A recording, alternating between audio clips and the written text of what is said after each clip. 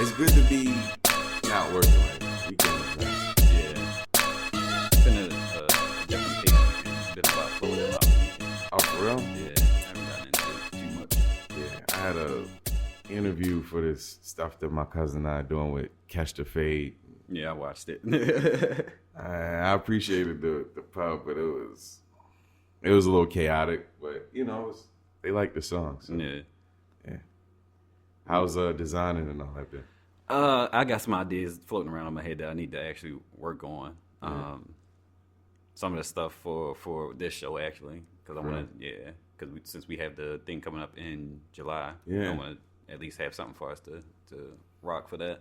My goal is to get some reverse shattered backboards before the end of the summer. I just been thinking about them. Yeah. I want to get a pair of reverse shattered backboards and an Orioles jersey. Yeah, simple. That might be my birthday gift to myself. So, did you see like the Maryland flag one they wore? I think yesterday. Yeah. Yeah, it's tough. I looked that shit up. Yeah. Yeah, man. But yeah, overall things have been good. Stand up's been real good. Yeah. Probably gonna go to DC a little bit next week to do some stuff. But I think we should address a few things as far as the show. So pretty much any holiday that comes up, we're not going to be recording like that week, so we'll probably have a week off. So that's happened a few times, but you know, if anybody has any questions about that, that's what's pretty much going on. Yeah. We're not giving up. Yeah. So I mean, just around the holidays, we'll have a few breaks. So when we stack them up, we'll release them sometimes, but it's been harder to stack them up. Yeah. Busy guests, that's all. Definitely. Yeah. And then July 13th, that's going to be our Baltimore County Libraries event at the Woodlawn Library. I believe it's 7 and 9. So we'll go back and forth a little bit, just talk about our businesses and being creatives and how we establish what we do. And then we'll have a little bit of a Q&A after that. I think we'll try and invite some of our former guests to at least come out and at least be in the audience. Yeah. It's super random. If anybody knows Mellow X, get us the plug, man. We need to get him on the podcast. He got some Lemonade credits and all that stuff, and I want to talk to him about music and the process of all that stuff. Yeah. But I think that's it as far as the news. Oh, and then the other thing, I'm pretty sure you guys have noticed now, but we moved our release date from Thursdays to Sundays just because that seems to be the day that y'all listen the most and I guess sit down and actually enjoy the podcast. So we just put it out when you guys consume the content more. So I think that works out a little bit better for everybody. It gives us some extra days in between to work on some things and give you guys the content when you want it. Cool. But we have our guest here, right? Yeah. Yeah. So I've known this guy a few years.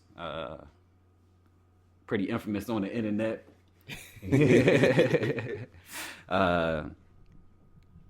Dino, he runs the Baltimore Sneaker Show. What is this, year 6? 7. 7 years. Yeah. Damn. 2010 started. So how did it start? How did it come about?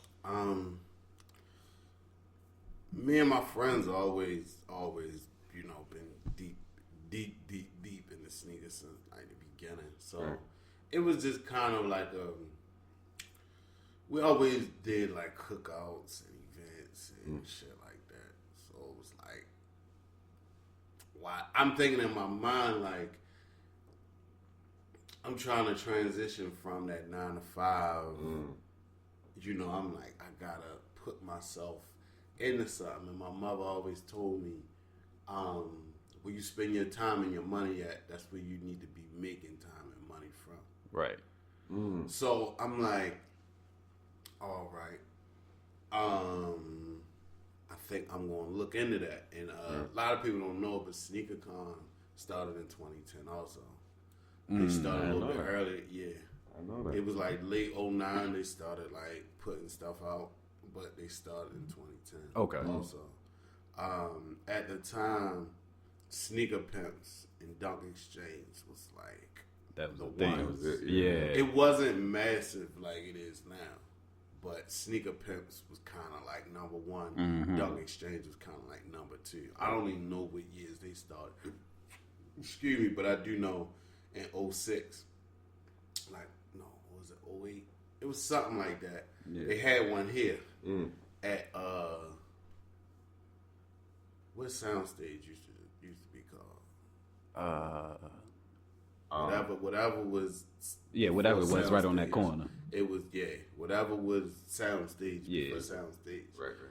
That they had one there, and I went, and it was like almost over. But I went. I'm like, yo, we really got a party for sneakers. This is crazy. Right. I never would have thought. So definitely piggybacking off of that, I spent years like, yo, how could I make my stuff different? And sneaker pimps and all that. So I started, following them a bit on MySpace and Facebook, because that was all that was really around that time. I was going to say. It was like they had a MySpace page, but they wasn't like really updating it and all that. But anyway, I'm pretty much just thinking about how I can put different touches on it, and it took years to kind of figure it out, because I couldn't. They didn't have like as no videos or nothing. Yeah, because this was early. It was super early in the whole social media thing. Anyway, like we was using digital cameras around this time. Right. So like 4 megapixel cameras. Yeah, like it wasn't. It was like you had to be there. Right. So I pretty much was just thinking about it. That I'm like, yo, what if we had like a battle, like on some collection contest type of thing? Because it was like me and my friends always like go around like, yo, we the freshest ones. We go from there. And then it would trickle down to one by one and all that. Yeah. And it kind of, my first sneaker contest was my friends, all my friends. It was all my friends. It was 3 of my friends. Damn. So what was that initial bug that was like, all right, maybe I can actually do this and start putting something together?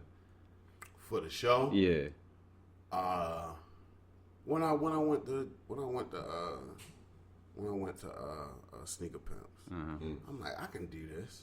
They in my city. Like, I can do this. Right. I can do this. I can do this. I can do it on my own too. Like they got a zillion partners and all that. I'm like, I can do this. Right. I do parties all the time. I can do this. Right. So I had it in me. I didn't really bring it out to nobody for years, but I had it in me for a while. So really, it was years before. Yeah. But yeah, I knew I could do it though. I got a question about, you come to these sneaker cons and stuff like that. Safety is kind of important too. How did you make all of the people that brought that stuff feel safe while showing off their dudes? Because you bring in a whole Jordan collection. Well, one samples and all that. I always get out a $5 to $10 million insurance policy. Wow. Okay. I don't know if the other shows do that. Right. Yeah. I'm pretty sure their insurance policy would probably be a lot more than mine. Yeah. But I always. So that's just off top, number one. Right. So if anything happens, like, not to give out insurance secrets, but something was to happen, like the roof come down. Like, we just gonna thug it out. We gonna push the rest of the roof down. Right. We gonna thug it out. We all gonna lose, but we all gonna win. Right. But that's number one. You gotta have an insurance policy just in case, because people can sue you. And if you don't have that insurance backing you, behind you, then you gotta take care of it and not the insurance company. Right.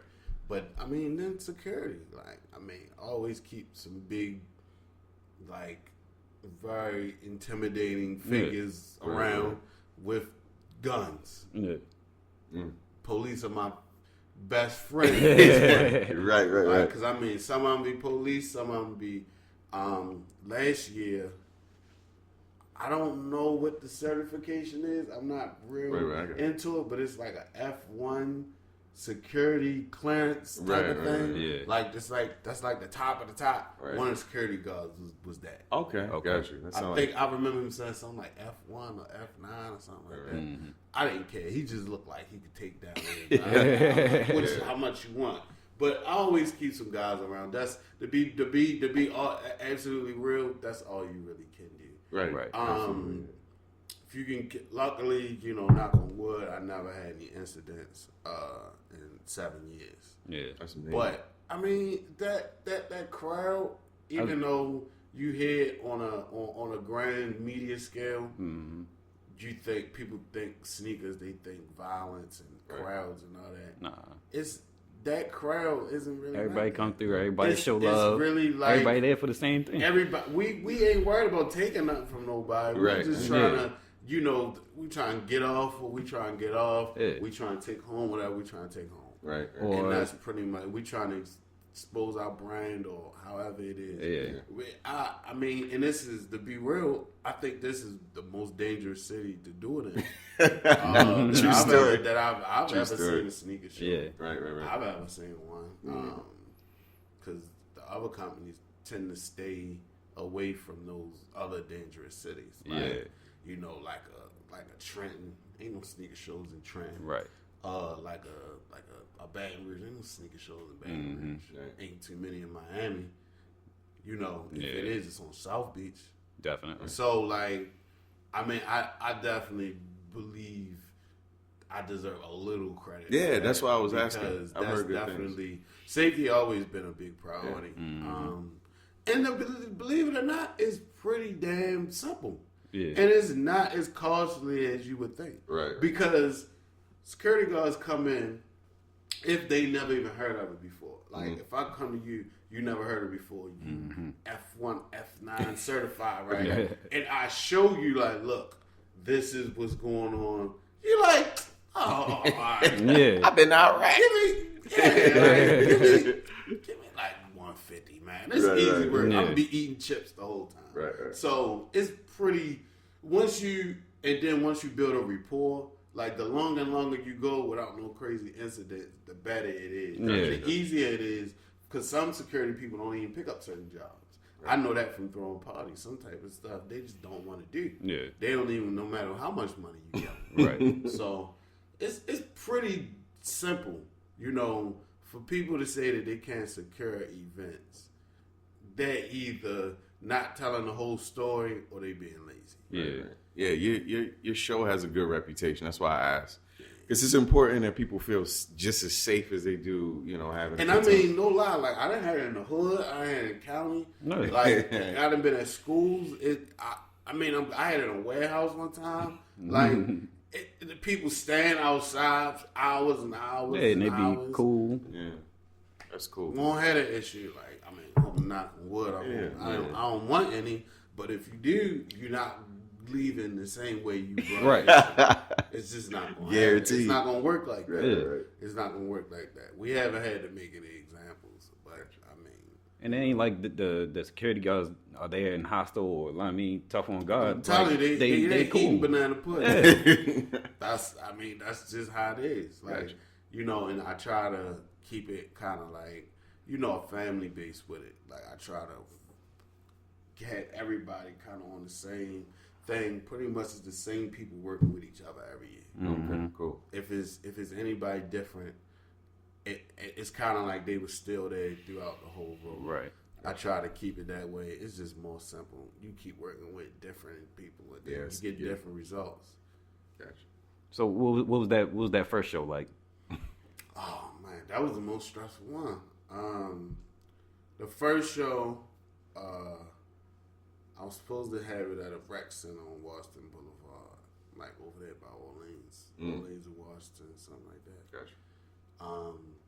I'm doing a promo. I'm doing everything by myself, of course. I'm printing up flyers on my own, and Right. throwing it out there on Facebook, MySpace. I think was I on Twitter about it? Yeah, I was on Twitter about it. So Okay. Twitter, all of that, and and it was like pay at the door, no crazy ticket. It wasn't no Eventbrite back then. I don't Yeah. Right.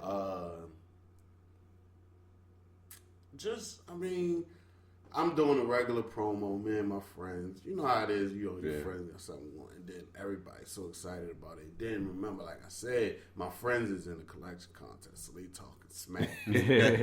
Like, they getting stuff, they acquiring stuff, they going broke so they can win $300. Yeah. But I'm gonna spend 9 to get 3. right. So that Wednesday evening, I was with this chick at the time, and when I did the contract for the spot, my man got fired. My man that did the contract for me got fired that Monday. This is the Monday before the show. Yo called me like, yo, I got fired. I don't know how that's going to affect your event or not, but the people I'm still connected with down there, I'm going to try and make sure it's no bullshit. So I'm like, all right, it's cool. Like I don't see why they want the money. Yeah. No lie. And I took it was like my last $350 to do it, to rent it out. Mm-hmm. And they called me that Wednesday evening. They called my ex. They called Shorty like Wednesday night, like 7:30. I was working 2 to 10:30 shifts, I think, at my job. Yeah. So I couldn't really talk on the phone, but she called me like a million times. I'm like, yo, she in my house. She like, yo, the people called, say the buzz is too much. They don't want to call. They don't want to see a riot and this and that. I'm like, fuck. It's Wednesday. So and the show is Monday. Show is Saturday. Oh, so you got like 3 days. A couple days. So I'm like, man, I'm calling my parents. My parents like, just cancel it. Like, is people really gonna come to a sneaker show? I asked my brother. My brother was like, no, just flat out cancel it. Like, go get that $350. We can go do this with the $350. Blah blah blah. So I'm like, and the people like, you come get the $3. They not trying to hold the money no more. They not trying to hold the money. Yeah. I gave them bread and money order. They try and give it back to me in cash. Like, that's how much they did not want to have. Wow. And I'm just like, should I cancel? I'm like, I'm not canceling this, man. I can't do this. Like, we got this thing going. Yeah. So I call him my uncle. Guy I always looked up to growing up. Ty, his name First Man Ty. He used to do parties, like celeb parties and stuff. Gotcha. Yeah. He doing different stuff now. But he had a happy hour, like a karaoke, some type of happy hour at Chibo's and on his Mills every Wednesday. It's just, God works crazy ways. So I didn't tell nobody. I didn't tell my friends. The only people that know at this time is my mother, my father, my brother, and Shorty. Right. So I'm coming home. Matter of fact, I left work early. I left work like a half hour after she told me. So I'm leaving at like 8 something. So I get home. On my way home, my uncle hits me like, yo, I don't know what's going on with you, but come down if you want to talk. I'm looking through my phone. Did I tell this nigga? Yeah. I didn't tell nobody. I'm like, this is wild. So I went down to Chibo's. He took me in the back. He like, yo, what's going on? I didn't tweet nothing crazy. I'm still promoting the show and all that. Right. He like, what's wrong with you? What's going on? I'm like, what you mean what's going on? I ain't nothing wrong. And then he like, yo, I know you. You like my son. Like, what's wrong? And I told him. And he like, man, that shit ain't nothing. You want me to go get the owner real quick? I'm like, for what? He like, I go get him. Matter of fact, sit down right here. So I sat down. Yo brought the owner back. Pulled the owner to the side. Like, blah, blah, blah. I don't know what he's saying. Yeah. Blah, blah, blah. He said, it's him right here. Owner like, oh, so you want to do like an event here on Saturday? I'm like, yeah, but I ain't got no bread or nothing. He like, and then my uncle like, it's free. Don't even worry about it. Get out. Wow. I'm like, I just went from a wreck, at the time, Chibo's was popping. Yeah. To rent out Chibo's to do a party, at that time, it was like a stacking up. So at that time, it was heavy. It was heavy. Yo was like, yeah, yo, just yeah, you can do at the party, you do all that. Same day, free. I'm like, I'm like charging at the door. He said, no, just go ahead and do your thing. We gonna rope the joint off. People can come to the bar and all that. We can give them wristbands and all that. Like, people can do whatever. So I had like the other part of the restaurant. Like I moved the tables around, moved everything on. He's like, yo, you do whatever you want. You can bring your sound in and all that. And we did it. Like, knocked it out. Damn. Like we did the setup. We did the sound. I had a DJ and it worked out. It worked out. It was about 300 people. Let me ask you a question about those shows. Did it surprise you how much heat people had? Because there's something, I mean, so I used to collect like crazy, and it was like, general release, I didn't respect general release. You had to have some rare shit. You know what I'm saying? Did it surprise you how much heat people had? No. Because I was one of you wanted it. Like I'm one of those people. So nothing really ever really. Right. I've probably been surprised 5 times. Damn. Okay. That's dope. Like I'm more surprised in quantity. Yeah, quantity would surprise me too. Quantity is the shit. Yeah. You got that many mags? You got 8 pair? God. That's the type of stuff. That's a lot. That's the type of stuff. That's quantity would get me too. Quantity is what strike, because it's like when you see them, damn, all of this. Where do people put all that stuff at? Yo, no lie, I've heard the craziest stories about storage. Like, I mean, storage units, but that can get so expensive. Yeah. And it can get so much of a liability. Storage units ain't about to. You can put the insurance on there and all that with storage units, but with some stuff, you don't even want the money. Yeah. Because they only giving you quote unquote market value for it. Right. There's no Kelly Blue Book on sneakers. So whatever they put, whatever they feel like is worth, that's what they're going to give you. Because stock exchange, that's new. Like, and that's not even But even stock exchange, that won't be respected on I was going to say, that's not even recognized yet. 20 years. Yeah. Like, and I really love what they got going on. That's crazy. Up there. But he was just on SportsCenter the other day. But the thing about it is, it's just like, that element won't even be respected for years. Right. Insurance-wise. Right. Insurance is what America is built on. Yeah. Right. So, yeah, but not really. No. I ain't never been really shocked like that. Never has one thing ever. It has to be an abundance of it. But no, I ain't really. I'm trying to think. It never surprised me how much, because me and my friends would have everything. Yeah. We would have general release limited PE samples. We were always that way. Right. But, I mean, we still are, but we were always that way. So nothing would surprise me. Because that's how me and him were. We would like go to like social study or something like that, and they'll have some samples or something like that in there, and just pick up something, and then they also me and my carry. Friends took half of the Yeezy 1 stock at social study. Yo, I remember when he asked me. I went up there. He was like, "Yo, you trying to put some money on these Yeezys? They about to come out?" I was like, "Nah," because I wanted to. The vision. I saw the vision. I saw it when that video came out. Yo, I saw it when he was at the Grammys, and I'm like, he did like, this is when Kanye was doing anything. Mm-hmm. He was but before the Yeezys had came, this is when I'm like, oh, he got something going on. Like he got too much stuff. Yeah, because Yo had like he was having Reds, like original Blues, Jordans and stuff like that, and I'm like, it ain't just him, it's everybody. I'm like, they doing something with Nike. It's something coming. Right. Like, that's all we did every day. It was like church. Yeah. No lie, it was like church. It still is to this day. Yeah. It like, before it was like group chats, we would just like all hit each other one by one. Like, right. Tell him this, I'm going to tell him, and that's how we would go. So you got half the stock of Yeezy. Yeah, man, that's so smart, man.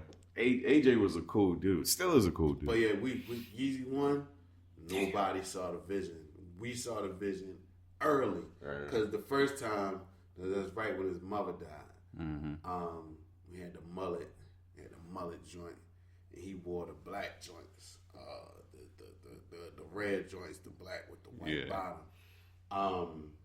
on the Grammys, and that's when we first saw him. I'm like, I saw some sample sketches, but it eventually looked different. Right. I'm like, You got those. You gonna get I'm those. like, yeah, that's the one. Yeah. That's the one. I'm showing that everybody on like Nike Talk and Soul Collector. They just dogging. I'm like, yo, they disgusting. Oh my God, Kanye, you better. I'm like, if they come out like that, Right. I see the vision. And You I pull them saw out every once in a while? Yeezys. I currently don't have any Yeezys. Gotcha. But I bust everything out right when I get it. Yeah. Okay. So nothing sacred. There's no Oh. pairs that you like. I want No. to. Some people are so weird. Yeah, about some that. people- Like, I never understood that. Right. Right. Man, like, I see, it's somebody I have a connection to that gets killed every day. I might not see them all. Right. I'm putting these on. Right. So somebody can see me in this shoe. Ain't even necessarily see me because I'm not big on pictures and purposefully being seen. It's for me. Yeah. Like, it's really for, like, no lie. I've never really been a big picture guy.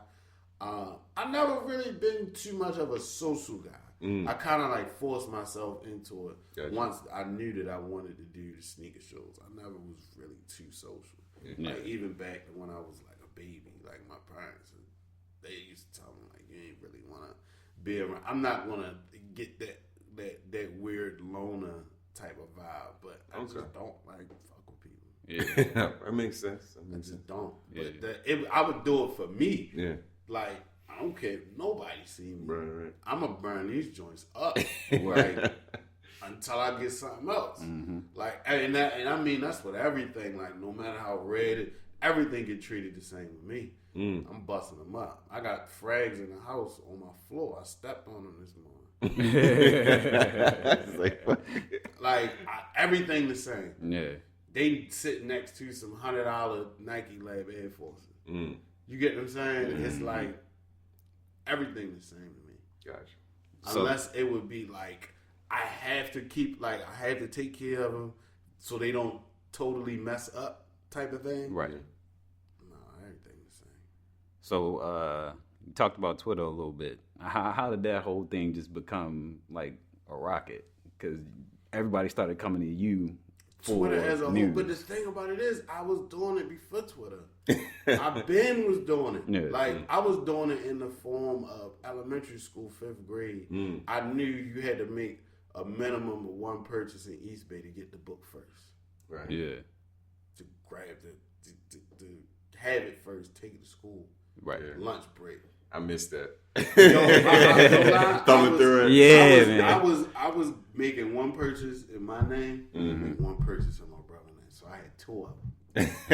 You stunned. And my father would have it, but my father didn't really buy nothing. Nah, he never wanted nothing. So eventually I would have like 3 and 4 joints. Yeah. But I always had mine first. Always. Nobody had the East Bay mag before. Everybody, so it came from school. Everybody counting like, yo, you might know one Jordan that's coming out, but the East Bay going to give you that whole lineup. Because even they would show you the joints. They would show you the joints like these aren't available for order until next month, or Right. something like that. And you would never know what the gear looked like until East Bay came out. All that, and so it was like I've been doing that. Like, way before Twitter.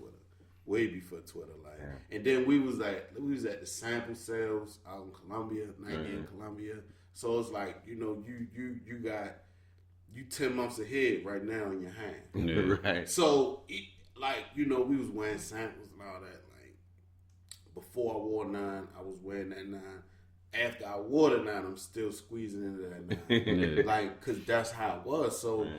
That early info thing, like, I mean, it jumped off crazy on Twitter. It went bananas. But I've been doing that. Like, that was really from like the 4th, 5th grade all the way up. Like 10 years old.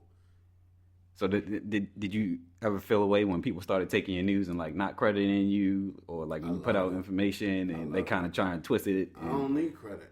Yeah, that's good though. Yeah. Because I know. Right. That's all. You took it from me, you know. Right. Because it's always a date. Yeah. It's a date and a time on everything. Yeah. It's a date. No matter what, you can change a number. You can change your appearance. Yeah. You can change this. You can't change time, baby. Yeah. You can't. You That's very cannot true. change time. You could never change time. Because it's stuff that either we talk about or that you post up, and then I'll get an email later on, and it'll be the same information that you just sent me. I'm like, yo, you just not going. I don't care. Right. You can't change time. You cannot. Nobody has yet to go back in time and change it. Right. Until then, I don't care. Yeah. Now, when you can go back in time and you can change it, I might have a little. But until you can do that, I don't care. Like, I don't need. A lot of people think that I do it for validation, but I kind of do it really so other people can know. Mm-hmm. Yeah. That's really the only. I kept it to myself for so long. Yeah. And it's like, I do it. I mean, no lie, I do want people to know that's probably like 75%, but 25% of it, so I can have it marked down so I don't forget. Right. Yeah. Because the more I spread it out there, I favorite it or something. I remember it's some white and black joints. Let me go. Right. Yeah. How you feel about how difficult it's been in the last couple of years to get new shoes, just with bots and shit like that? Like, how do you feel about how the game's changed a little bit? Yeah, that's a good question. Because it used to be a lot easier. Like Donte and I could Yeah. go a place and get a pair of shoes, but now Like I walked into the mall well after the release and then picked up some Miss Blue 4s. Like I remember that time. But when some other stuff come out, it's damn near impossible. Let it be some boosted, any boost anything. Evolution. It's all evolution. Like, it's all gonna come to that way. Like, you're not about to tell me that you can't keep this a secret for so much longer. The whole sneaker game is built on hush. Yeah. Secret. Like, yo, they gonna have this. You can't expect it to be a secret. So it's gonna spread. Yeah. And we're in the spreading stage. Yeah. We was in a stagnant stage years ago. Yeah. Like early 2000s and all that. In the stagnant stage, it wasn't no platforms to really get a smorgasbord of a bandwagon of people. Yeah. We're in a spreading stage. We're gonna be in the spreading stage for quite some time.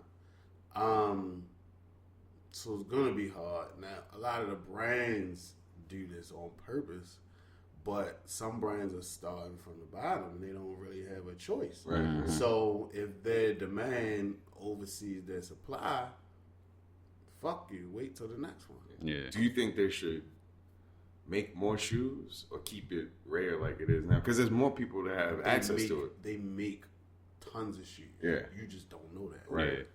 Tons. The Space Jam release in December, best Nike release. Yeah, they talked about that. Ever. Right. Ever. Right. Not Right. white on white Air Force Ones. Not what's the dad shoe? Monarchs, not Monarchs. Not the Jordan 1. The Jordan 11 Space Jam Retro in 2016. Yeah. Best Nike, the best, pretty incredible. the biggest sneaker release ever Yeah. in 2016 number wise. Yeah. It's Numbers. They making more shoes, but the amount of shoes they're making, the masses of people that want to buy them is still growing also. Yeah, It that's is. true. It's still growing. Yeah, because I remember. It's growing. It's like the masses is growing a little bit more steady than the quantities are. Yeah, because I remember when Foot Locker first started putting that location chart up. It would be in the main areas. The location chart is gone. Yeah. So it'd be, you know what I mean, certain places on the East Coast and the Midwest, but now it's like the whole country. yeah. Yeah. I think Nike has an advantage in that way because all of their shoes have a story. and that helps. So that's like, you know, all it's about. It's all about stories. That's man. all it's about. Like, oh, that's from when we went to school, the first day we ever been in school, the first day we was in pre-K, you read a story. Yeah. Or you got a story read to Right. you. Mm-hmm. Once you graduate from college at commencement, they pay somebody to do what? Tell a story. Yeah. So from the beginning of your learning process, story. The end, well, the quote unquote conceptual end, when you graduate in college, they pay somebody, they paying Diddy to come up there and tell a story. Yeah. You are based on stories, a beginning and an end, or kind of beginning and a continuous. That's all it is. That we relate to stories more than anything. Yeah. That's the only thing every single person has in common on planet Earth that was ever born. Yeah. At some point, you were somewhere, somebody told you a story. Yeah. Your life is a story. Definitely. The first time I ever really started paying attention to stories in Nike was SBs. They would have packs. Crazy story. They would have packs, and they would have the Bruins. Yes. You're like, what? Yeah. Oh shit! This looks like my dad's cologne. He and I would go crazy over like, SBs, yo. And the Halloween SBs, yo, changed my life. SBs I miss really, SBs. really made a bigger impact on sneakers overall. They did. And people really give it credit for. It changed shit. SBs, a lot of streetwear brands wouldn't be here without. Right. Guaranteed. A lot of sneaker designers wouldn't be here without SBs. Yeah. They literally had one shoe. Yeah. You had 4 iterations of it. Yeah. The regular low, the mid with the strap, the high, the fat tongue joint, and the skate joint, kind of like the blazer. Yeah. I was gonna say 4 shoes. Yeah, and they milked that was shit. it, and that was the problem. You needed, but I mean, it ain't much you can skateboard in. Mm-hmm. Yeah. So I kind of feel them, but you can lie a little bit. Like, you know, dude, you can lie a little bit. Like, I mean, we are in America. You can lie a little bit. Yeah. You can make something else. But at the end of the day, that was all. But like, yo, I remember like getting SB info and stuff like that, and hearing these amazing stories that got scrapped. Yeah. The Freddies? A lot of shit got scrapped. Yeah, just like this shit just got you. But I remember when the Simpson joints was coming. This was 2007.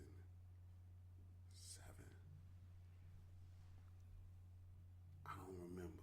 That has to be that. That has to be around that time. I was just saying it's that around that Yo, time. they was about to bust out every Simpsons character.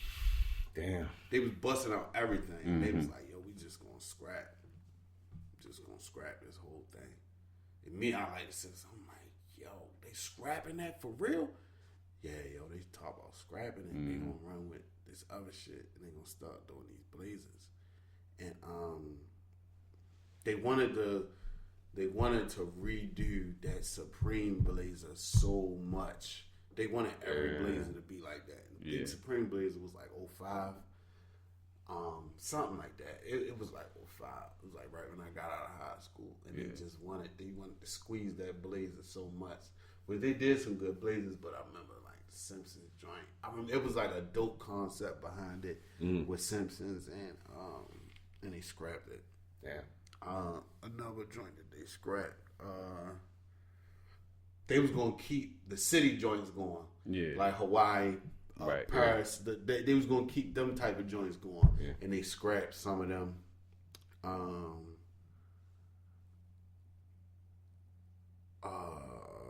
The Jeff Staple joints. What was they called? The Pigeons. The Pigeons. They was gonna do more with the pigeons. Man, people was getting it over that is the most insane sneaker release ever. Yeah.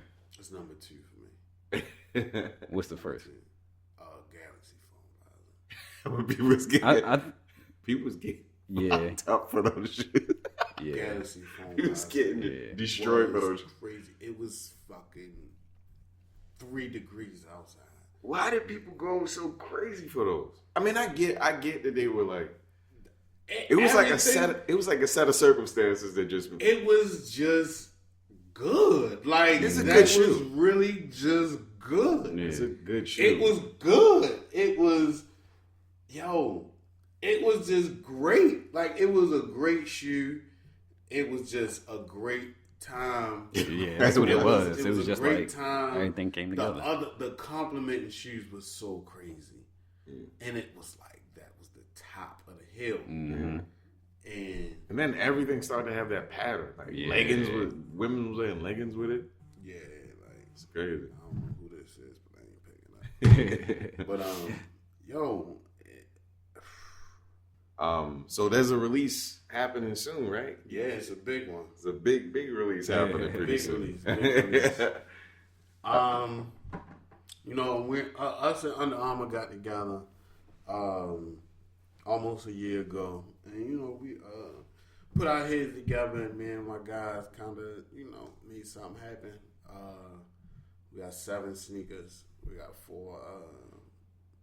4 Under Armour sling rides and 3 slingshots. Okay. It's a kind of like a versus thing. We got like a silver slingshot, gold sling ride, oil slingshot, national sling ride. I got the national sling ride on right now. Okay. And a Turk sling ride in Georgetown slingshot. Damn. And we got a Baltimore masterpiece sling ride. That's like the black multicolored joint. Right. All the elements in the city, color wise, is in it. Like we got red, yellow on the midsole for the Maryland flag. Right. We got royal blue on the upper, Baltimore Colts. Got purple at the bottom and on the inner side of the tongue for the Ravens. Okay. We got orange stitching for the Orioles. So we got, kind of embodies everything. Yeah. It kind of embodies Under Armour too. Yeah. Because Under Armour is making, outside of Baltimore Colts, they making a stride with all of those, all of those parts of the shoe. So I'm pretty excited. I'm really glad of the reception that it's getting, from, a lot from celebs and, other people. It's definitely a good reception. Because Javonte Davis just had a pair, right? Javonte has the multicolor. Oh, shit. Lil Duval performed on Friday in the Orioles pair. Oh. He actually has the multicolor also. We're getting some to Steph Curry. We're getting some trying to get some to Julio, Cam Newton. Just a couple people. Once Wale has a stop in DC the beginning of the month, we're gonna try to get something to him too. Gotcha. But Sneaker Show June 10th, all 7 pair releasing $150 a pair. Oh, okay. So is that going to be the only place that they can get them from? Only place. That's dope. So that means you got to be there. Can't call Under Armour. Can't call Under Armour and do that. Nah. Yeah. Under Armour It's exclusive. Yeah. Under Armour has given us creative control over the release. Okay. That's pretty dope. So we piloted at the show only. So what was that process like? How did that whole deal come about? And they put the reached shoe out together? to me, and throughout some time, we finally made it happen. And we just kind of went from there. It definitely wasn't super easy or simple from the beginning, but we kind of we made it mesh. We made it work. So it definitely good situation. I'm glad we came to the agreement that we made. So Definitely is good. did they give you a model? Did you go through pick a model? They gave us a big list of models. Oh, okay. And I didn't like a lot of the models. Yeah. But the sling ride was a favorite already. Because see, we come prepared. So when they say they want to meet, we want to look at your product. Right. You get what I'm saying? So we looked at their stuff. So we already liked the sling ride. When we got there, we saw the slingshot on that big, smallish boy. Like, yeah, we like the slingshot too, but that's it. We don't like nothing else. So they're like, well, what you want to do? And then, you know, we kind of just went from there. We had a theme, and we kind of went with it. That's dope. So how did you pick the colorways? Like, what was that process like? To be honest, we had a previous theme, and throughout the way, we adjusted it a bit. And that's cool.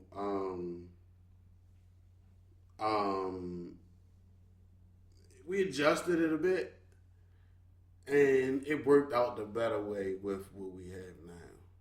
Yeah. We definitely did have a theme already, and it was good, but it was a little too intricate. Yeah. Like, it was way too deep to kind of release to the public. What the hell is that? Yeah. Right. Like, you really had to. But I'm glad that, like I said, Under Armour gave us kind of like the full free range to, you know, do whatever we wanted to make us feel comfortable. And so that way it could deepen the relationship and all that. So it's definitely a cool situation we got. And it's going to be a lot of people's first Under Armour shoes. So I'm pretty proud that we can do that. Like, if I had $1 for every time somebody, like, yo, it's going to be my first Under Armour. I don't really fuck with Under Armour, but I like this one. And, you know, we're just bringing a flavor to them with you know, what the people want. You know, the people want the multicolors. The people want the gold and silver splatters on the sole. Yeah. The people want clear soles. Like, people want, you know, different weave patterns and stuff. People want the flashy laces. People want 3M hits on shoes. And that's not something that Under Armour was really voluntarily doing. So we kind of brought that to the table, and we told them, like, and we kind of told them, you know, this is what people like. And they were kind of like, well, show us, don't tell us. And we showed that in the design, and it took a while, but I'm glad that, you know, we executed it that way. Like, the execution was definitely the fruit of the labor. And you guys branded the shoe, right? Yeah. Like, it says Baltimore Sneaker Show on it, right? Baltimore Sneaker Show. So ain't no question. All on the laces is BSS on the box. That's dope. Above the barcode. And the box looks pretty unique, right? Like, we actually put in for a unique box. It's a pretty regular box with the sticker. Okay. So it's not really over. This is UA Sling Ride. BSS. Right. Okay. Damn. Got your own sneaker then. We got our own. So, you know, we put in for that, but the budget wasn't really eager.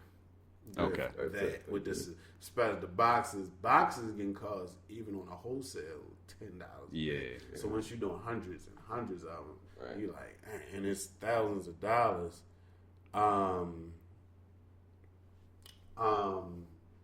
It adds up. Yeah. How important is it with business ventures to come in with some sense of confidence about your brand? You know what I mean? Because it seems like you have some confidence about your brand and what you bring to the table. How important is it to come to the table with that? That's the number one thing. If you're not confident, they can really see, they can smell blood. And either they can use you, or you use them, or y'all can kind of empower each other. I feel like we're empowering each other. That's what it seems like. I feel like we both on both sides are doing that, because they're using the show. I mean, they're using the shoe kind of as a pilot to kind of lock down other people with the brand. So it's just good. Like, we're helping them, they're helping us.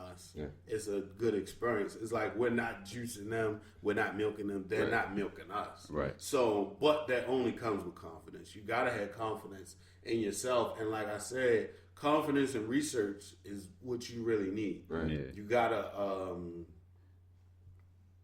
really know what's going on. You gotta know about the company. Like, when we walked in, they knew everything about me. I didn't have to introduce myself.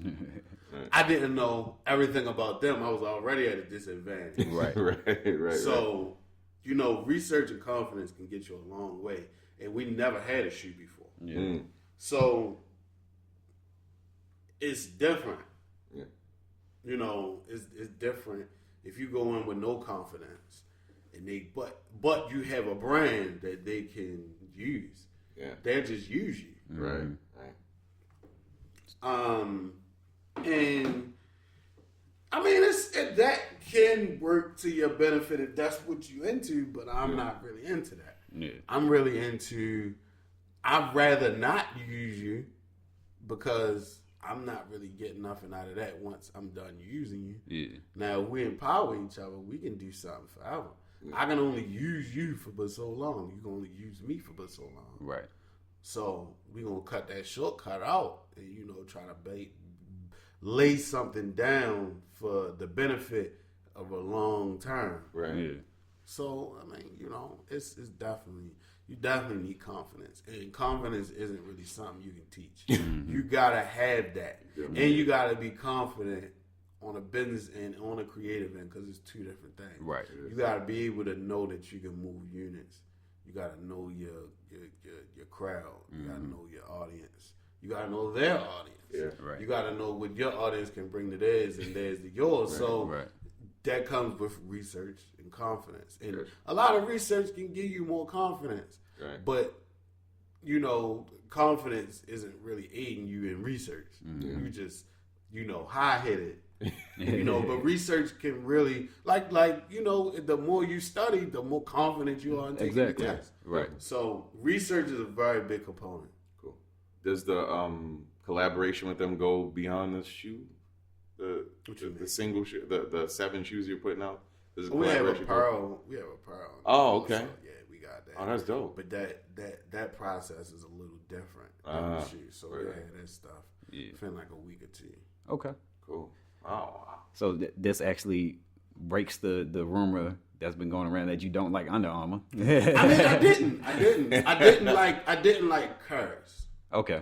I didn't like Curse. Yeah. So, I mean, I guess you could say I didn't like Under Armour. But, I mean, we all had somebody that we started out didn't like. And y'all inseparable. Right. Or something or somebody or something like that. I didn't have anything against them. It just, I hated the shoe. I felt like Steph is, you know, phenomenal. And he just getting treated crazy because these shoes are disgusting. Right. And that's how I feel. Like, I still feel the same way. Yeah. But I've seen the Curry 4. I've seen the Curry 5. They look good? The full Curry 4 low is going to change a lot of things. Okay. Wow. Well, I mean, you're in a situation where you're helping a company that's pretty much start from the ground level has made a big dent in the industry, man. It's shaking things up for better or worse. Really shook. Because people, I mean, the fact that they're on the tongues of people, whether saying the shoe is ugly or not, it's crazy. It's definitely, like you said, it's on the tongue. So, that matters. It matters. And then they just had that timing where they got everybody at a good point. They got Steph, they got Cam, they got everybody. They got Brady, Bryce Harper. You got the dude that just won the Masters. The Masters. Yeah, him. They like, literally you got, was winning. What's shorty name from here? Swimmer, like great swimmer ever. Why can't I remember his name? I never remember his name. But they got him. They got him. I went to school with him. Literally. I went to school with him. I went to Towson. They have Michael excellent. Phelps. Michael Phelps. They have excellent timing. They do, man. And I really think with the upcoming things they have on the lifestyle side is good also. Yeah. It's a few notable people I can't really go in depth about. But people that's already had things going with Adidas and Jordan and things like that. Yeah. And they really like snatching people up. Yeah. And people are really gonna gravitate to it. So it's not like, you know, I'm here like I'm the sneaker Jesus saving the brand. It's really a whole formatic plan. Right. You know, we're on one end of it. Like we're just towards the beginning because it's easier for us to get down there and go to meetings every day. Whereas though, certain other people live on completely different coasts. They can't really jump over, and then their situations are different because they already signed into another company for a certain amount of time and stuff like that. This is our first deal, so I mean, we just kind of ready to roll from the jump. It's kind of incredible that you have 7 shoes under your belt. You know what I'm saying? And that's 7 already. 7 already. Yeah. And you can go anywhere now and be like, look, we have 7. Yeah. We work with this company. It did that's this true. Well. Man, you got you walk a resume. I try to be. It's kind of dope. I try to be. The 7 thing really was nice. It came out because it was kind of like to be real, it came out in the first meeting. It's kind of like a pissing contest, I guess. It was like, prove to us that we should give you a shoe. It went from, here, we're giving you a shoe, and then to prove to us that we can give you a shoe. I'm like, man, if y'all don't stop playing these games, we can do 8. It was supposed to be 8 at first. Okay. Like, man, we're going to do 8. We're going to do 1 for every day of the week, and we keep it 1 chill. And they was like, wow, like, you really said that? And they looked around, we really like, yeah, we're going to do this. This is exactly what we're going to do. And they were really like, wow, y'all really how you going to do it? And I mean, our first meeting was like 25 minutes. So it wasn't long at all. Like, and I mean, in the midst of it, they were talking about, us bashing Curry's and all that. So the whole thing wasn't even about the release. It was kind of just setting that foundation for the relationship. And they was like, well, explain how you would do this. Well, I would kind of blah, blah, blah, blah, blah. Like, on the spot. Right, yeah. I remember he asked me, he was like, how can we sell this card? Like, he was speaking hypothetically. And I'm like, well, how about you do something with, Curry's dorm room? What kind of washcloth he used to use? That Davidson. Like, do this and do that. And he's like, oh my God. You started that? Did you already think? I'm like, yo, I just started that. Yeah. Like, yo, we can do this all day. Like, I ain't got nothing to do. We can do this forever. I can go forever. I can have, and a lot of people have that don't give anybody anything mentality. Like, oh, they can take your idea and use it. That's cool. I have no problem with that because I'm a water fountain of it. Right. They on the other line of it where they got to pay the water bill. I'm the water. So I can give you that. Like, a lot of people are upset with, like, close people. Like, why did you give those people that? I'm like, yo, you don't get it. I can do this forever. I can only do this with them in a meeting, one meeting at a time. Yeah. So I don't care. They can take the ideas. They can do whatever they want with them. They can have it for free. Yeah. Cause I can give it out for free, but the more I get them, the more they probably gonna give me also. Yeah. They could have not asked us down for a meeting, did a college dorm Steph Curry thing, but they would need me from the beginning to the end. Yeah. With that, it's like you can't have a Big Mac without the sauce. So it's like you're gonna need me because you can't pilot that idea the way that I'm gonna pilot it. So it was, I mean, back to the confidence and research. That's where a lot of companies kind of stagger, and that's kind of where Nike always empowers. Because they got the research and they got the confidence. Yeah. I don't know which one they got more of. Yeah, that's true. Bit of both. Because after a while, it's kind of like, it's kind of like the way the comedians are, right? Like, so you know somebody is funny. Mm-hmm. So when you go to a show with somebody like Chris Rock, people are already laughing. You're already in humor. Yeah. That's what they call it. You're already in humor. That's what Nike does. So like they can make some questionable things. They've been merged. They merge shoes. They've been doing questionable things. Yeah, but because a lot of it has flew. They like that, man. But it's really. I remember at a time, I always used to say, it was a time where Nike and Lil Wayne could feed you shit, and you thought it was sugar. Right. For years. Yeah. A long time. Yeah. Nike could feed you shit as sugar. and you going back to eat it every time. Lil Wayne would do the same thing. Yeah. But if they weren't great before that, you wouldn't care. need it. A lot of these other companies don't have that room. Exactly. Yeah. Now, don't get me wrong. Nike is groundbreaking. Most groundbreaking company in the world, in my eyes, other than Apple. Yeah. I got you. But, like you said, they also do some questionable things. But They have so it much. still works for some reason. They Still works. Man. Like, they have did the nuttiest things I've ever seen.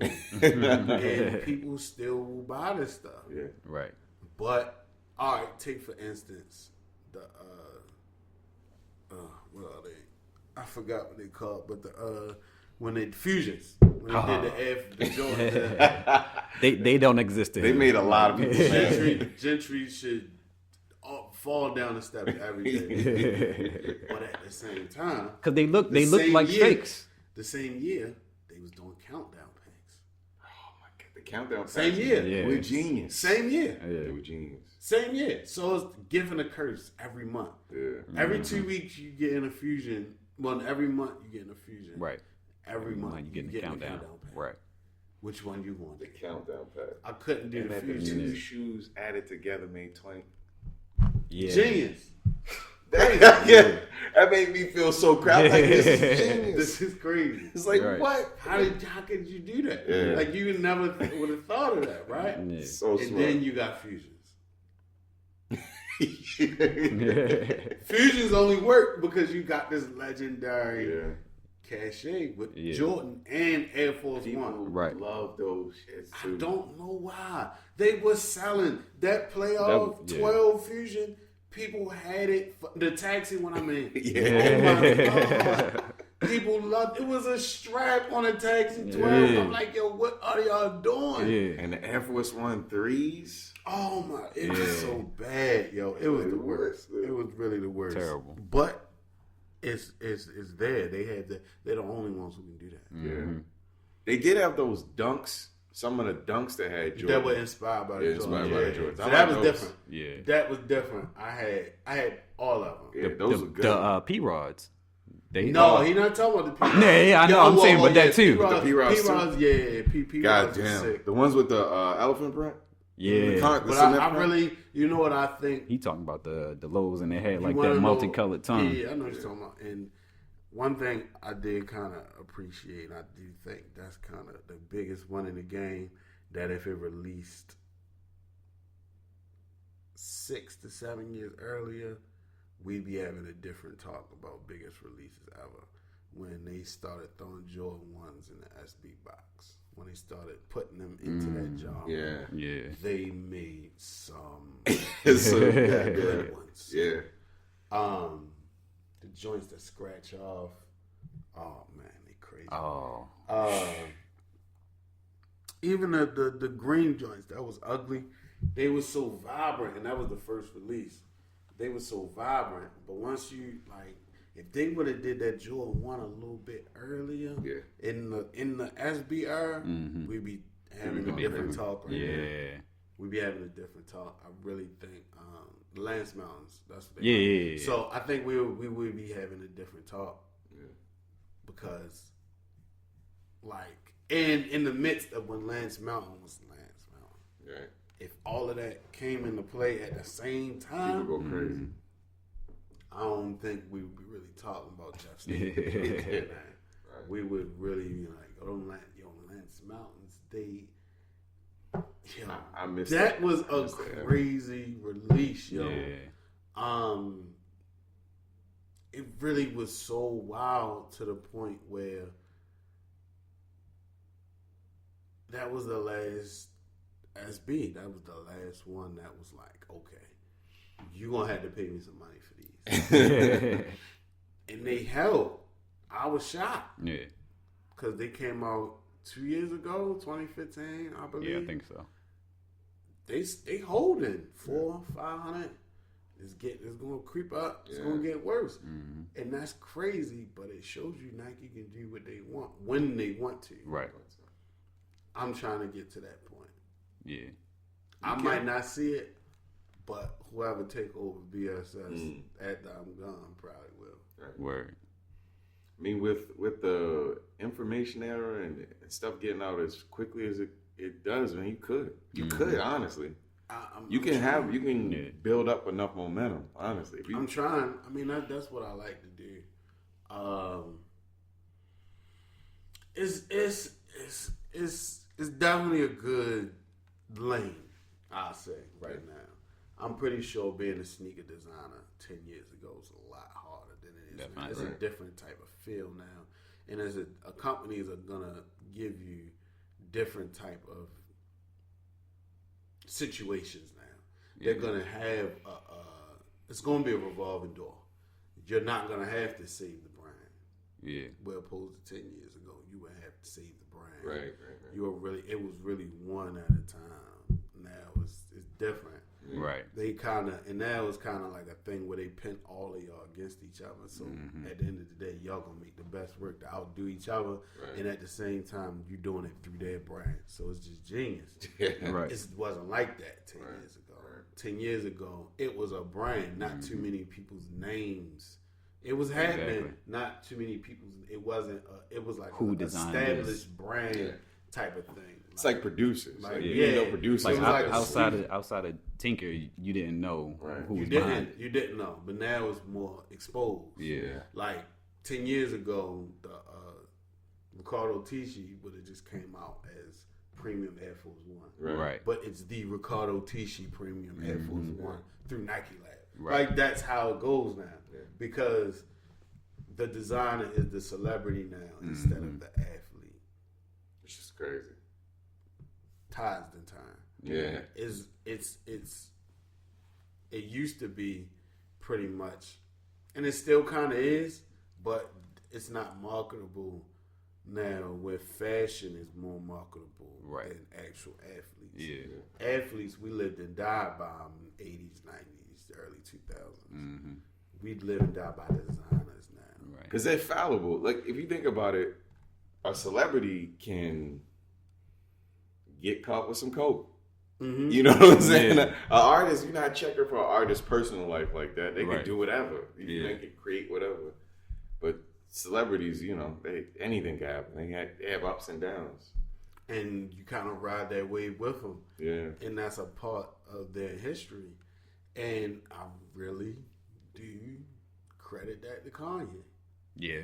I do too.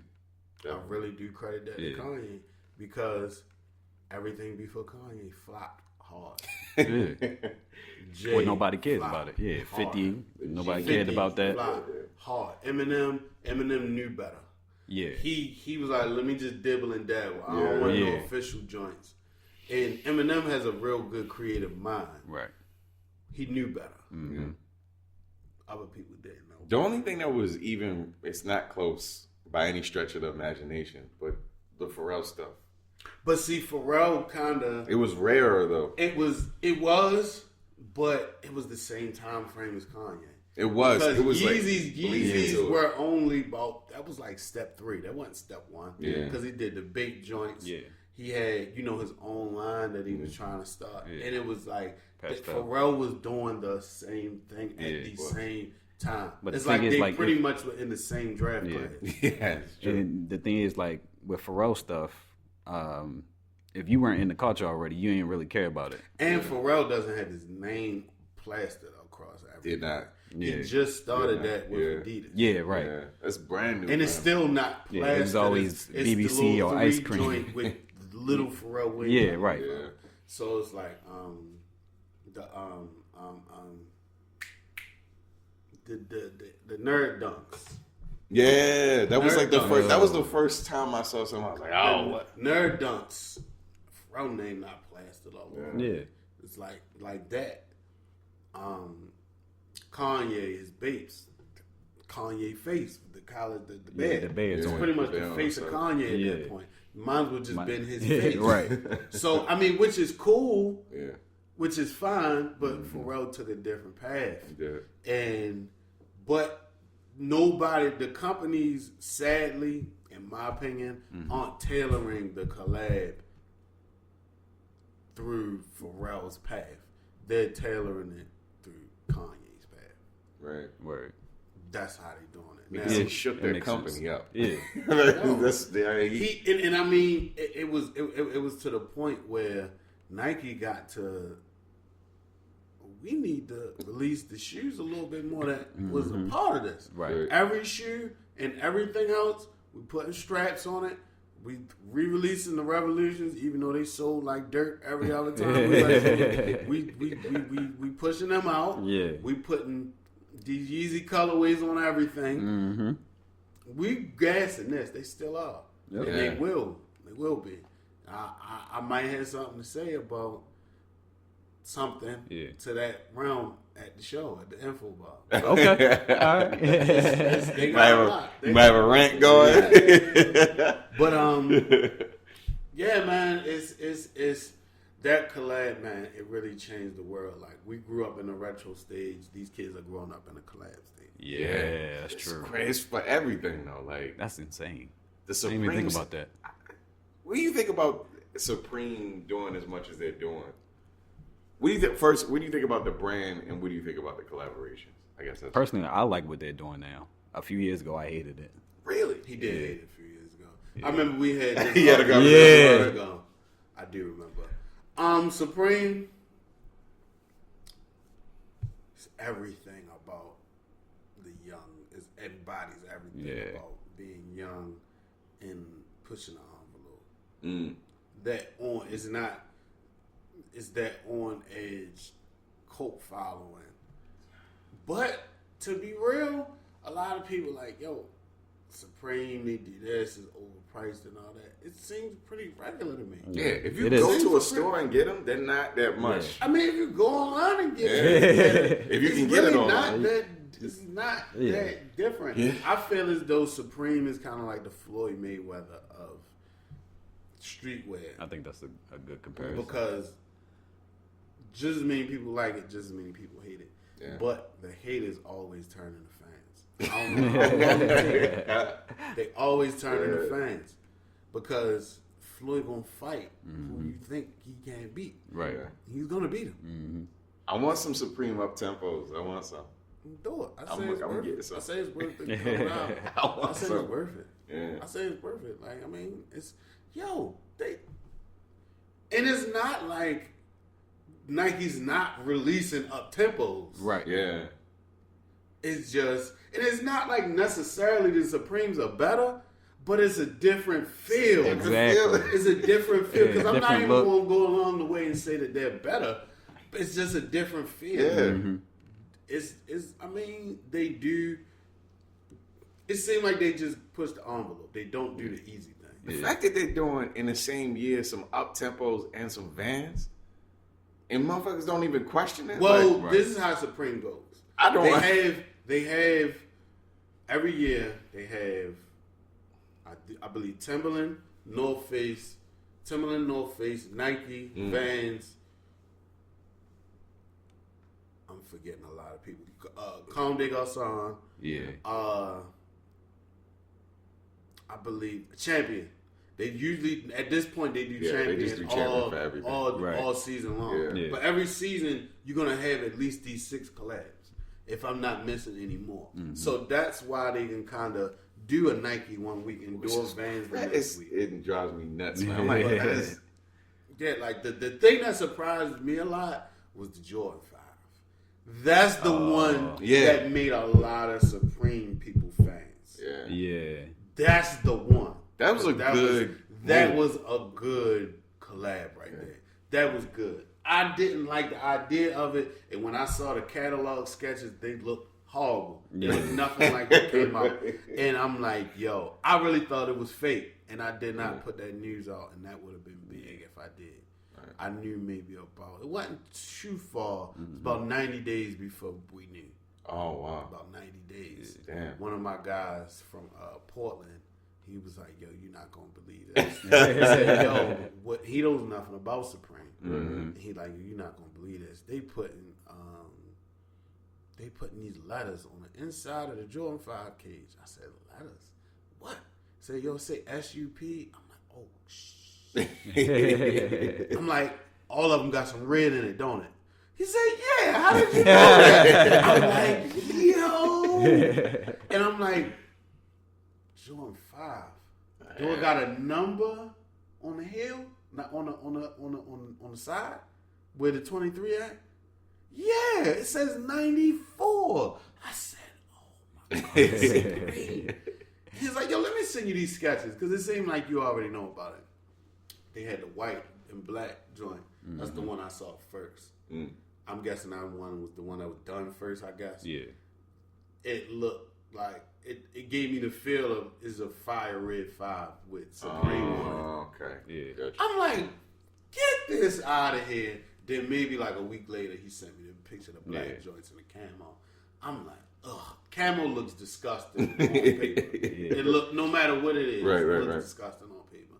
So I'm like, maybe the camo want to look better, I guess, because I'm already hip to camo. Always looks bad on paper, right? So I'm already hip. Like maybe the camo look cool, and then the black one, I'm thinking black one gonna be so tough because I'm like, what is it? Is it leather? Is it suede? He's like, yo, it's nubuck. I'm like, that's kind of hard. I was gonna say that's always a difficult material. It's like black. It's that black metallic 5. Right. It's red. It's like a red 5. Yeah. I'm like, that's gonna be the hard one. And at the same time, I'm like, yo, I don't know if I should put this. It's a big jump. They ain't never did a Jordan before. Right. So I'm like, this is a big hump. But yo might be throwing me a bone. Like, I don't know. And I didn't put it out there. And then it came out, and I was like, yo, that's crazy.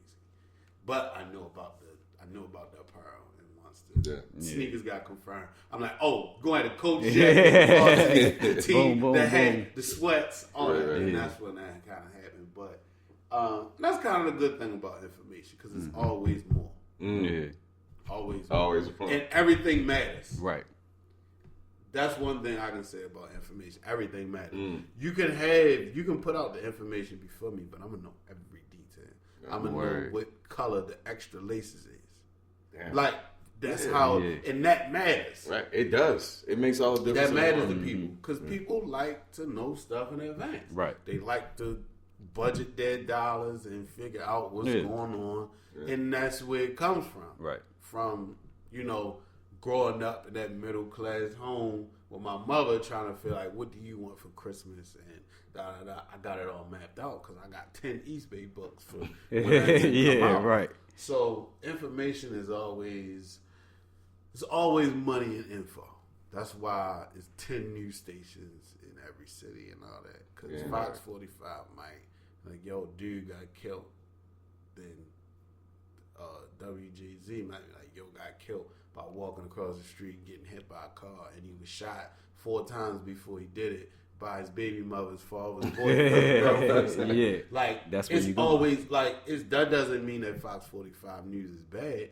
That just means WJZ just had more detail. Yeah. So it's always, I'm surprised that it's not more than one CNN outside of like Fox News. Yeah, right? I know what you mean. I'm surprised it's not more, because there's so much information and political information. Yeah. There's reasons and all that. I'm surprised it's not more of that. Right. I think it should be. It should be. I don't see why it's not, because they're more important than local news. Yeah. So, like, it's always money, time, and information. Always. Because there's always more. How they're going to release it, what they're going to look like, what's going to come with them, what the box look like, what the bottom look like. Do they glow? Do they reflect? Does the color scratch off? Yeah. Do they come in kids? Do they come in adults? Do they come in infants? Are they going to come out at this spot? At that? Are they going to come out online? Yeah. It's so much information on one release. Yeah. And that's why it's so many guys doing information now. And that's fine. And it works. It's cool. There's a lot of shadow boxing when it comes to that. Yeah. A lot of people just shooting in the dark. But that's the thing I appreciate about what you do, and you said it before, that you always want to verify the information before you put it out. It's not about you putting it out first. It's a lot of dudes that put stuff out there first. At first it was, though.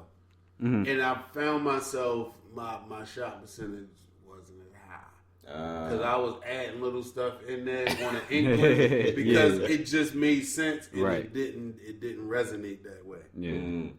So I started to be that guy, and this is when the shopping center was nuts. Yeah. I got to be that guy. Oh, all right, cool. I heard that already, but I'm gonna just add to what you say. Yeah. And you gonna be pissed. Like, God, why didn't I know that part? Mm-hmm. So, because anytime I saw something, I would come to you and verify, or you would tell me something else. That and if it's something I had an idea of, I just wouldn't throw it out there. So, like, let's say Donte would come to me and be like, yo, I heard Eagle Penny 5 dropping. It's going to be red and blah, blah, blah. Right. Like, yo, I heard you got a camo midsole, but I heard that part. I don't know. yeah. Then they come out with a camo midsole. Donte like, yo, you told me. You might go back to the text. You know, as a person, you feel happy that you can go to somebody and do that. Yeah. Because, I mean, you can't do that with a lot of people. You feel, you know, empowered. Because now you gotta omen the kill everything. Right. Because now you're a part. Like, because, I mean, you know, information is a lot, but it don't mean nothing to me. So, just off of word of mouth, you could be the guy with all the info just by hitting my phone, which I don't have a problem with. Right. I never really did because it's like, I mean, this it could be anybody could be doing this. I just had this different approach, and I had this different kind of way about getting it. Right. Like, but I'm gonna tell this one story. This is what kind of got me in trouble. This is the first time I got in trouble. This was last May.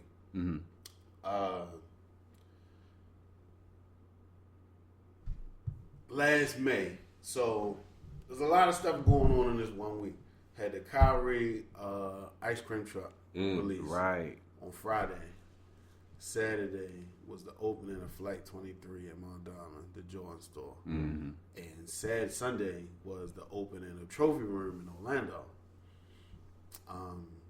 Well, Monday was the official opening because it was 5/23, and Sunday, yeah, a friends and family joint, Marcus, and a friends and family joint, Marcus, Jordan's son. Yeah. So I got my hands on something real crazy that Monday. Pretty much, I'm not gonna name no names, but some kid, the whole Calabasas thing that Kanye has, he has like a mini production studio out there. And when I say production, I mean music, clothes, sneakers, Yeezy brand, and Adidas brand. Word. In Calabasas, in California. So, you know, a lot of people know Kanye has an in-depth crew. And some people that were with one of the people he had, these kids, it's like, you know them kids, all of them look like Uzi Vert and Yachty. There's a lot of them, you know, creative kids. Right. So, I got a lot of them on my hip, you know. So, he hit me, yo, we got the craziest shit out, we don't know what it is. And that's where a lot of this stuff comes from. A lot of people don't know the stories behind things. They don't know, like the one guy from Jordan didn't know about Supreme. Right. Yeah. He's in Jordan. He don't know nothing about Supreme. So he didn't even know. Wow. So this is the same thing with them. They like, yo, I think we got this box of never seen Yeezys before. So I hold my composure. And I'm like, what they look like? He said, yo, we just going. After we get to a safe place, because we stole this box. I'm like, shit. Oh my God. Y'all did what? I'm like, y'all did what? He said, yo, don't even worry about that. We good. I'm like, yo, y'all niggas gonna go to jail, yo. Right. And he like, no, we not. We good. If we can get to this one place, we fine. Yeah. I'm like, all right. So he taking pictures while they on the road. And this is where I got a hold of that 650. It was a peach sample 650. And I'm like, whoa. Never seen model, never seen colorway. Right. Never heard of. It's not on SKUs, no nothing. Nobody knows nothing about a 650. Yeah. Have a lot of most of the people at Adidas don't even know about the 650. I was gonna say people would just see the It was 650 man. generated in Calabasas through them. Like they were doing their own prototypes and all that shit. Shit gets deep. So he like, yo, he sent me the tag first. I said, oh my God, what did y'all do? He like, yo, don't worry about that. Yo, we good. We good. So they your size too. So I'm not wearing them shits. You're right. I'm not going. What? Yeah. They would love to catch me wearing some stolen shit that nobody else. Yeah. Hell no, I ain't wearing them. I don't even like them. So, send me the tag. I'm like, yo, this gonna bust shit up. I talked to my man.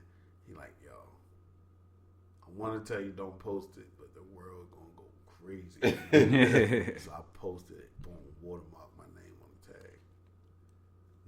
Adidas Yeezy 650. I'm like, yo, this is crazy. So further down the line, he sends me, like later that day, he sends me pictures of all these different joints. 350s with the boost exposed, like with the netting upper, not the meshy type thing. Mm-hmm. Like another 650 that's like army green with the black sole. 350 V2s, way before V2s. Way before V2s.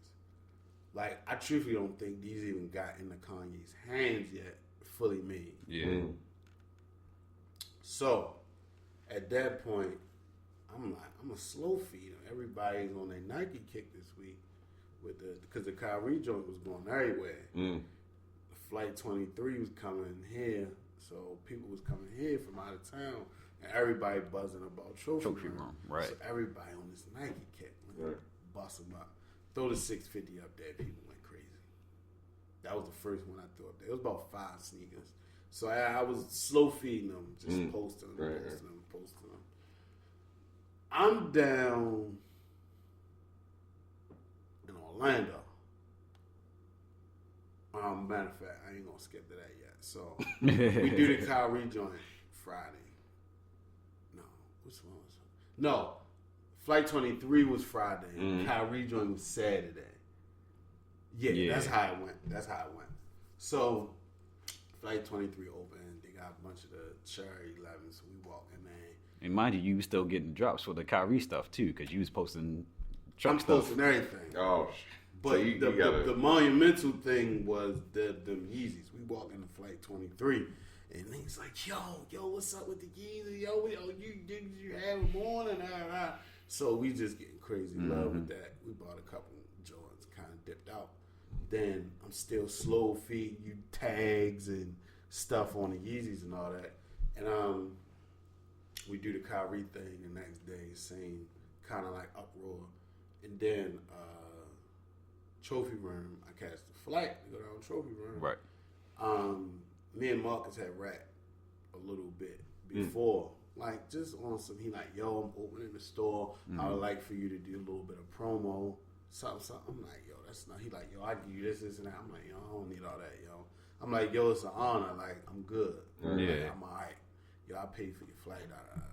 No, I'm good. Just when I get down, I get down. I didn't even know they was gonna do a friends and family joint. Oh, okay. So I hit him. I had posted on Snap that I was actually a little tidbit into that story. I leaked the shit, so he was pissed. He unfollowed me. Oh. This was in the middle of when he told me a couple months before the store was open and when the store opened. So I leaked the shit. I leaked a bunch of pictures of shit. Oh. And my man told me not to do it. Right. I did it anyway. God damn. Yo unfollowed me. Yo was a little upset with me. But we was good. He saw that I posted the joint on Snap of me at the airport. And because I saw, you look on Snap and see who watched it. Yeah, right. So he saw it. So I hate swallowing my pride. So I'm messing with this chick at the time. Me and her going. Me, her, and her homegirl going. She like, you need to tell him you coming. I'm like, no, I ain't telling him. I'm gonna go down there. I'm walking past everybody. I'm walking through. I don't care. She like, I don't know if this gonna be that type of party. Right. I'm like, all right. So I hit him. I'm like, yo, because even if y'all, as long as one person follows another, you can still DM each other on Twitter. Yeah, right. If y'all already had DMs before, because all you gotta do is just scroll and go to the DM. Yeah, y'all just can continue the rap. feed, right? So I hit him. I'm like, and I hit him with the picture that he saw on Snap of me at the airport. He's like, "Oh, you coming down?" I said, "Yeah." he said, "Yo," pretty much saying like, "Fuck all the other shit. I got you. What's your real name?" And I put it on the friends and family list. I said, "A friends and family list?" He said, "Yeah, we having a friends and family event today." Today? He like, "Yeah." I'm like, "What time I gotta be there?" He said, "Yo, please be here by 3. My flight got there like 2:40. Oh. No, he said be there by 4. Flight got there at 2:40.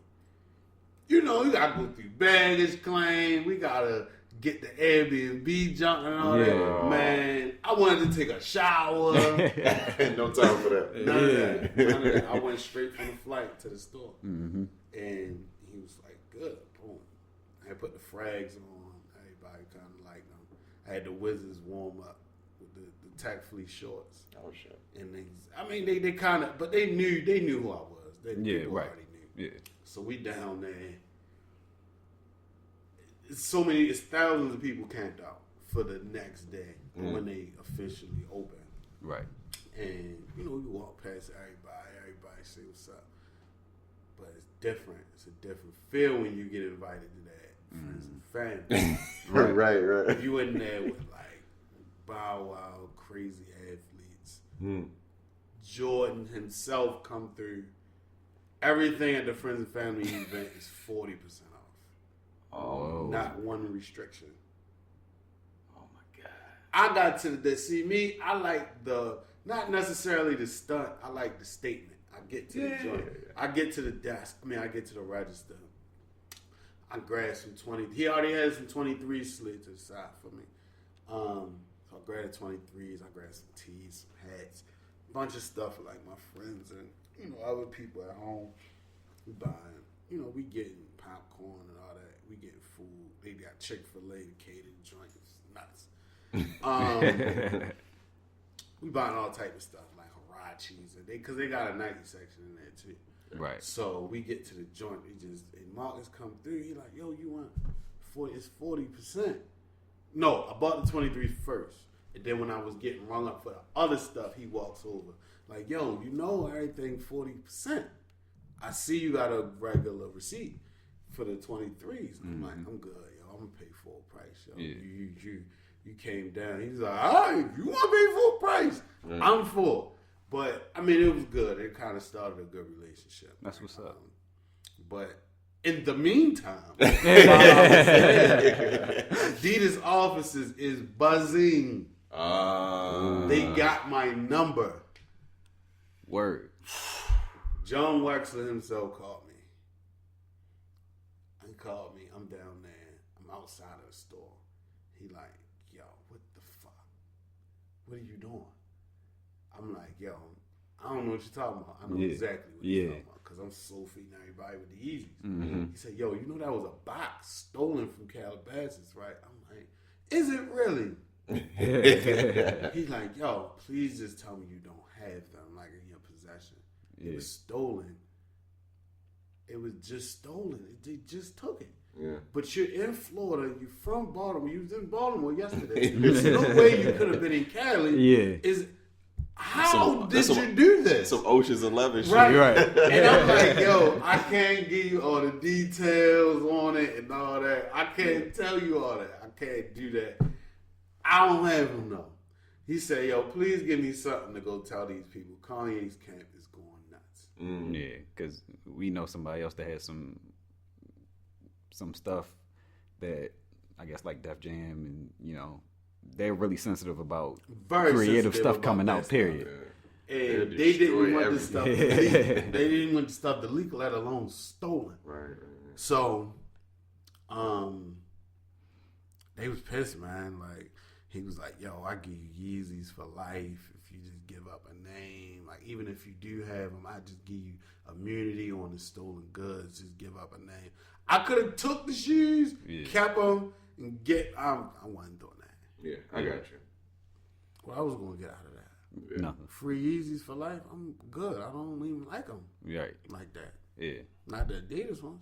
I don't like them enough for that. I was already getting Yeezys and selling them. So Right. you giving me Yeezys for life ain't helping me like that. No, I don't think it's nothing. You're not helping me telling nobody. I wasn't going to tell my people. I wasn't giving it. I ain't give up nothing. And, he kind of respected that.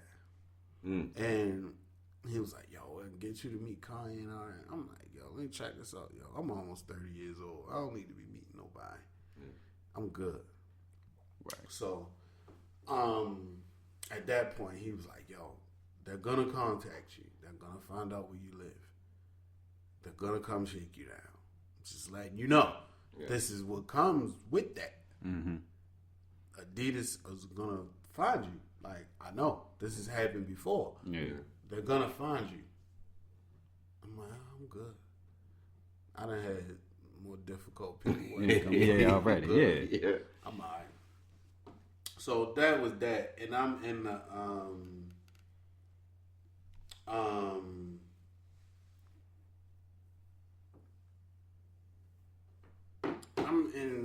I'm down there chatting with people in Orlando.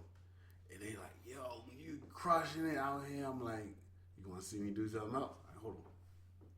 Boom. Like, it was just play. It was just play time at that point. Yeah. But that was really fun, though. That was really fun.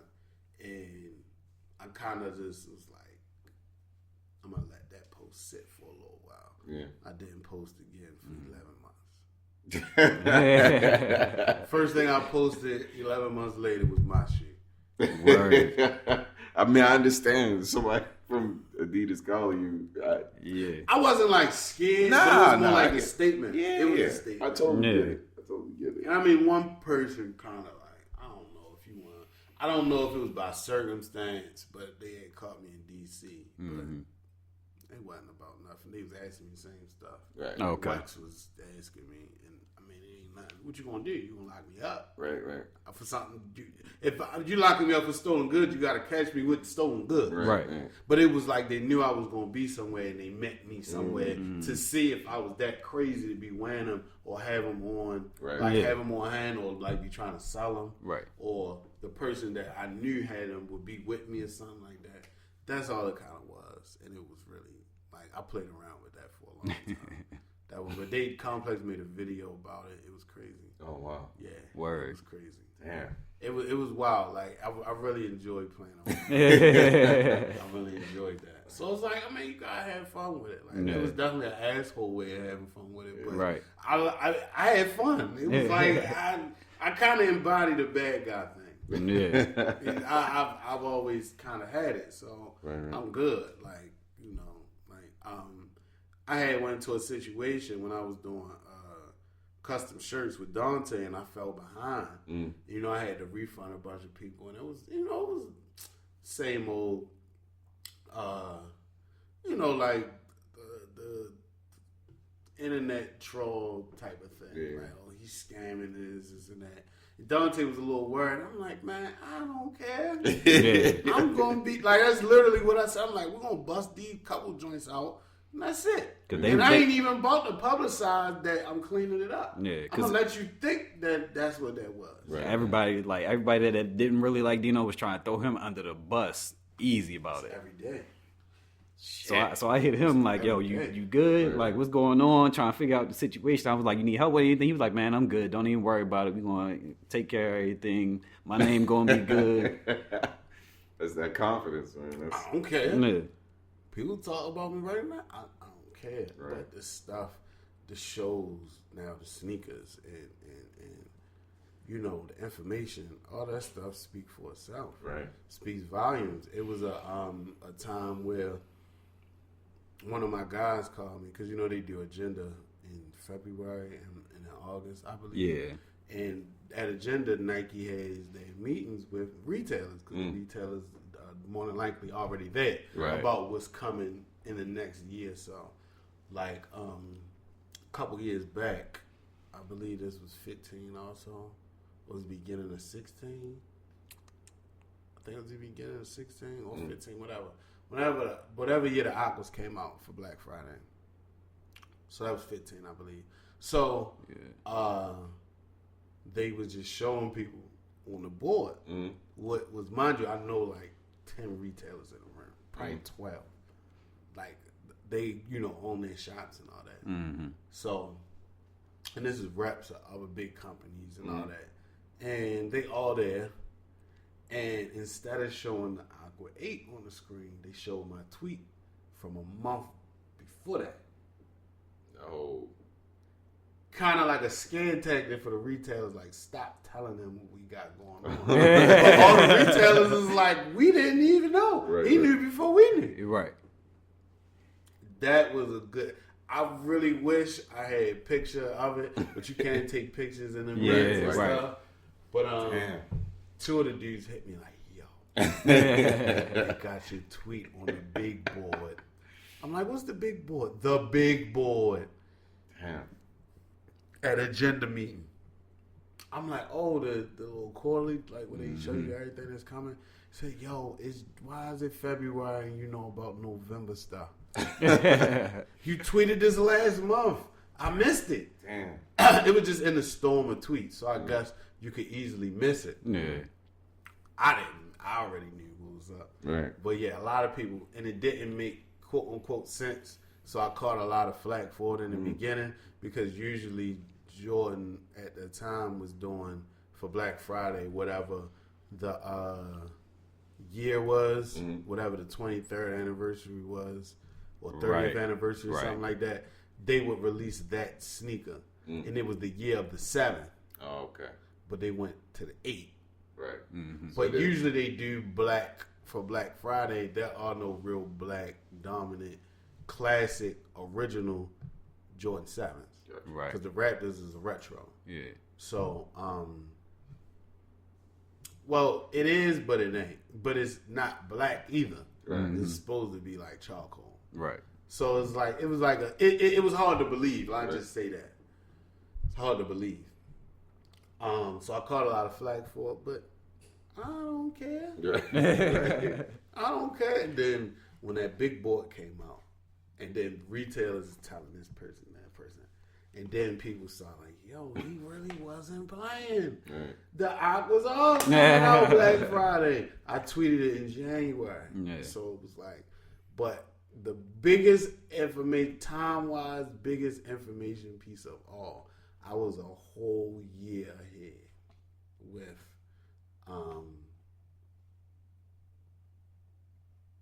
the Bread One. Okay. Retro. A year? A year. God damn. That is Tweeted it in.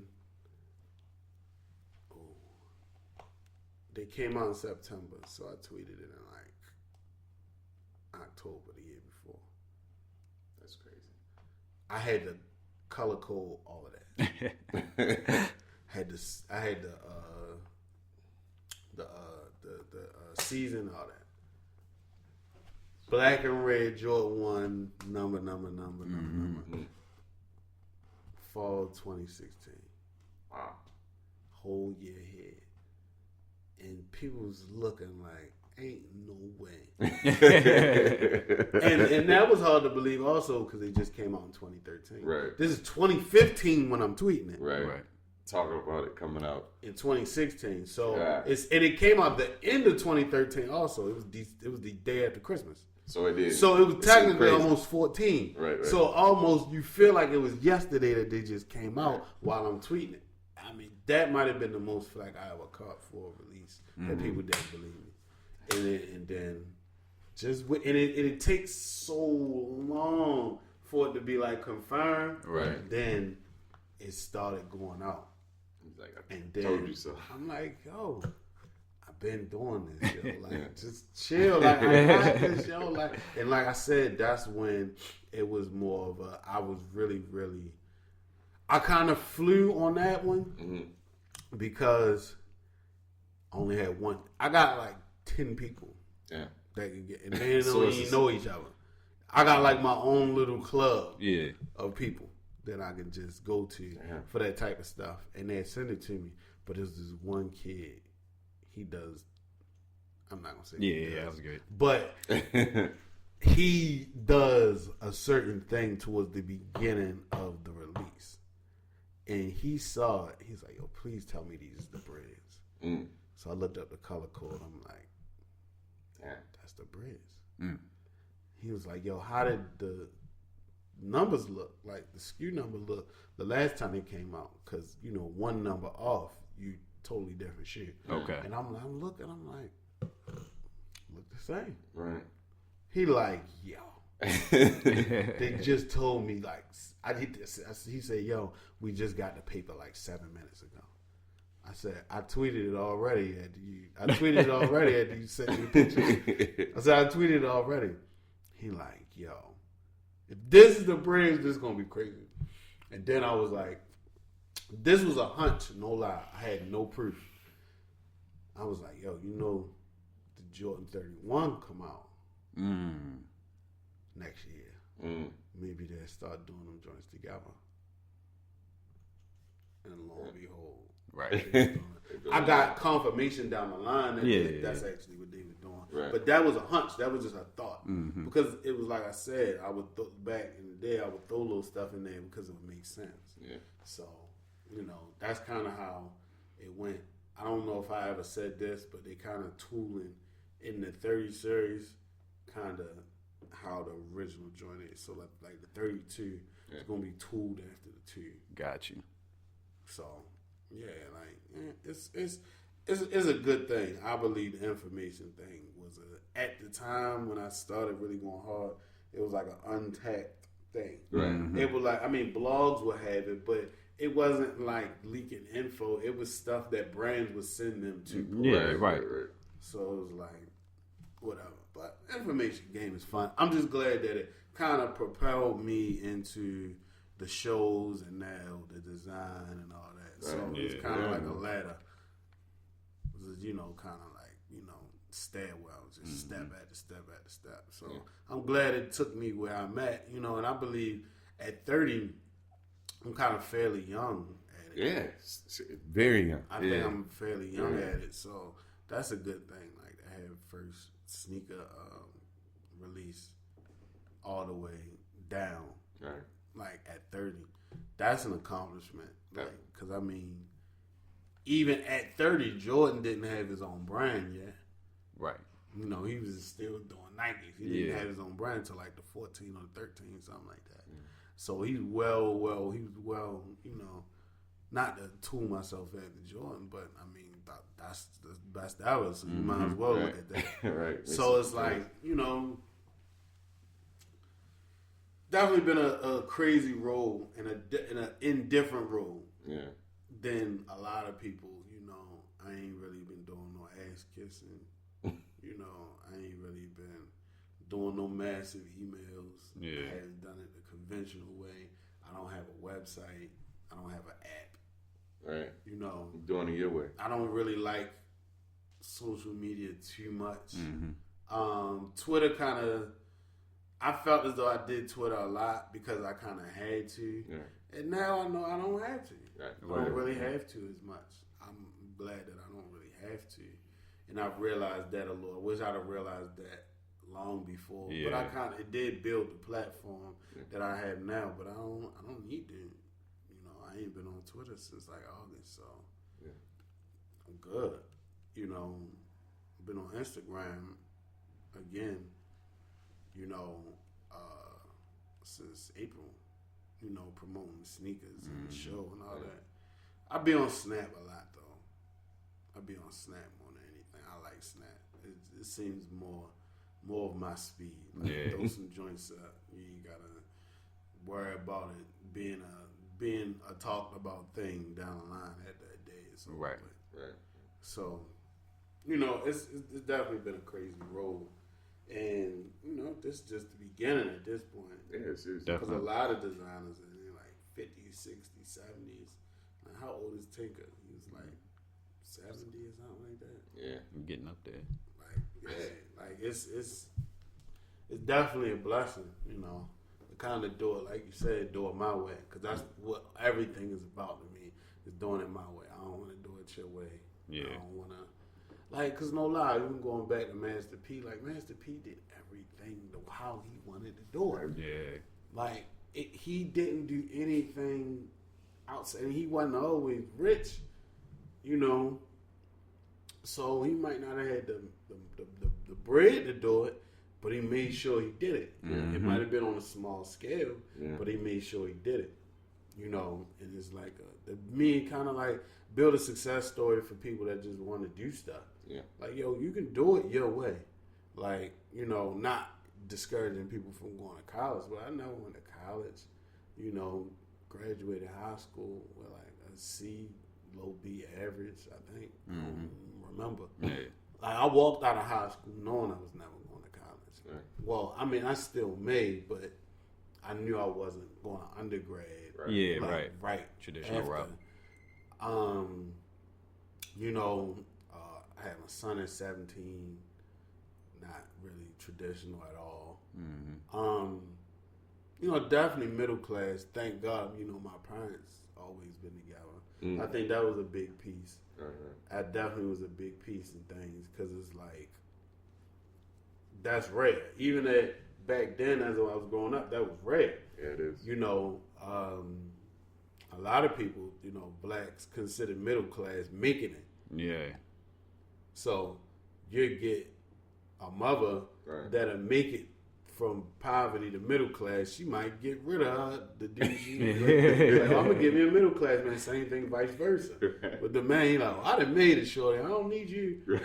So, you know, my parents was always middle class, ain't making it. Right. Middle class, you might can get a chance to, you know, do something, but no, middle class ain't making Yeah, it. it's definitely not making it. And you ain't making it in middle class. Middle class is just a word, 2 words. Middle class. So I don't have the traditional joint. I didn't know no celebs and no athletes growing up. Like, I know a few now, but that comes from me just being me. Working. Right. So, I mean, you know, you can show people you can do things. Like, everybody has that thing, like, you can be whatever you want, but they never say how you gonna do it. You can do it however you want to do it. Right. However you want. You can walk around Iowa if you want. Why walk? Yeah. Right. Why you don't take the plane to Iowa? Right. Yeah. Right. Like, just because everybody said you gotta walk, just because you gotta endure this and endure that, which is cool. But I think my enduring was kind of like the bad experiences, like, you know, like I said, like with the T-shirts and stuff like that. But that was, I mean, it's just, I mean, I always had a hard chin, so I always had a hard chin and way harder knuckles. So I don't care, like, I'm good, like, you know, I walk anywhere on earth by myself, safe. I ain't, you know, did nothing crazy. Yeah. I do, you know, whatever I want. I really like, you know, a lot of the times I wake up whenever I feel like it, and, you know, do whatever. I ain't rich, but I can call a company and be like, yo, I'm broke, pay my rent,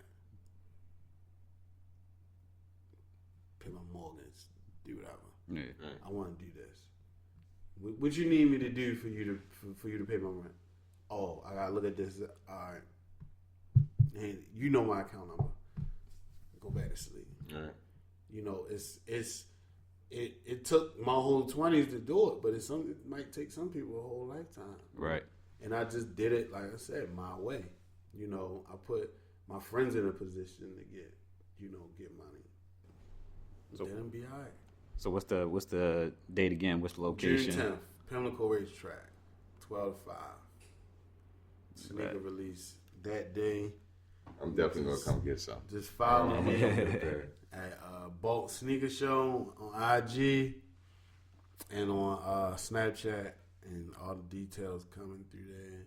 Tickets go on sale. I don't know when y'all hear this, but tickets go on sale between today and tomorrow. Okay. So by the time you hear this, tickets. Yeah, grab your ticket. Yeah. It'll be just a link in my bio. Regular Eventbrite. Nothing extensive. Just pretty much go from there. Yeah. Hopefully, I don't know how y'all good with live taping. Maybe y'all can grab a vendor spot and do something there. I don't know. It's up to you. Yeah, it don't really matter to me. Yeah. I'm all about creative freedom, and right. I don't have no restrictions and stuff like that. As long as it ain't like animals or nothing like that. I don't really. I mean, I like people to like. We having like a nail salon at the joint. Yeah. Like we do it all. Like we had I don't know what show he was doing. She was doing people fronts at the show. So like, wasn't she? Yeah. With the chairs, she was doing teeth whitening. Like it is very vastly diverse. Mm-hmm. People selling desserts, so you want some food while you there. Yeah, so it's different. Okay. Like I'm always had a like I have my guy Berto from 9 out of 10. Mm-hmm. He taking a whole shop to the show. Whole shop. She's closed that day. Taking the whole shop to the show. That's dope. So, I got my guys from Museum DC. They doing a pop-up. Dope. There. We're trying to have EBM. But I don't know what their road dates are around that time. I don't know. I figured out. I'm forgetting a whole lot. Mitchell and Nash, DTLR. Of course, we got the Under Armour thing. We got a lot. 7th anniversary, 7 shoes. Go from there. Yeah, but it's a lot. We got a lot to offer. Cool. It's a short frame, promo wise, but that's because there's so many elements you got to get rolled into one. Right. But I mean, we're gonna do our thing. Cool. Yeah, and then also with the podcast, we do something called the Branded 10. So what that is, just give us a 10-song playlist of whatever you listen to or what's inspired by the Baltimore Sneaker Show or something like that, just to go along with the podcast, just to give people a feel of like what you listening to, what you vibing to. So that's something we'll link up for to get that from you. It goes up on easy. Spotify. That's easy. Cool. That's appreciate easy. it. That's real easy. Yeah, so that. Goosebumps. Pick up the phone. Mask off. That's real easy. I figure it out. Cool. Yeah. So you gave us 3 right there. So that's a start. Easy. All right, That's that's easy. dope. Yeah. We appreciate it. Probably t-shirt. I was in a t-shirt constantly. Yes. Constantly. Huggy. You can't, Mama. You just can't. It's there. Like you can't deny a t-shirt. T-shirt is just that vibe. Right. Like, you can't deny a t-shirt. But yeah, I got it. That's easy. Okay. Cool. That's really nothing. We appreciate you coming on. Thanks. Sneaker Show sounds incredible, man. Yeah, thanks. It's a lot. It's a lot put together, but it works. I got a whole good staff and all that behind me. Partners that do what I want. I just don't need them to be in meetings without me. Lord knows what they would sign us up. Barnum and Bailey Circus. That's cool. Them niggas, boy. Yeah, I think that's it, right? Yeah. Where can we be reached? Debonair Material on Instagram, Deb Material on Twitter, website debonairmaterial.com. Everything for the podcast is up there, branded. We have a branded Facebook page, BRNDD. You can find us on any platform at this point, so iTunes, Stitcher, Google Play, SoundCloud, anywhere you want to listen, you can catch us. What about you, Ron? Where can they reach out to you at? Twitter and Instagram, who is Ron James. I put show flyers up and stuff like that, so come to some of the shows, man, if you want to Be entertained. And if you want to email us, reach out. It's brndd@debonairmaterial.com. Make sure you comment, like, subscribe, give us feedback, let us know who you want us to have on.